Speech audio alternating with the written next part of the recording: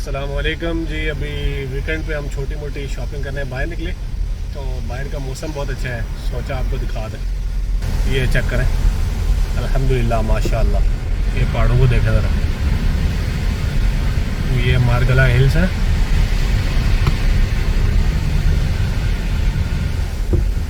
और ये खूबसूरत इस्लामाबाद है माशाल्लाह। अच्छा जी, ये अब हम मेन रोड पे टर्न ले रहे हैं।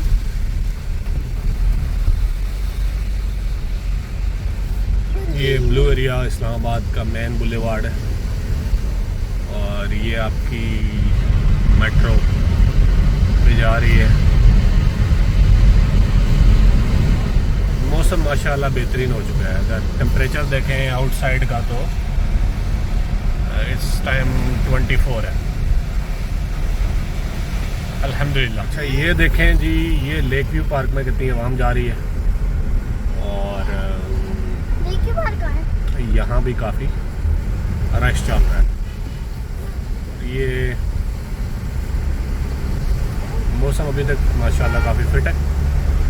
अच्छा, अभी तक अगर आपने चैनल सब्सक्राइब नहीं किया तो सब्सक्राइब करें और बेल आइकन को प्रेस करें। बेल आइकन को भी दबा दें ताकि आपको ऐसी मज़ीद वीडियोस देखने को मिले। तब तक के लिए अल्लाह हाफिज़।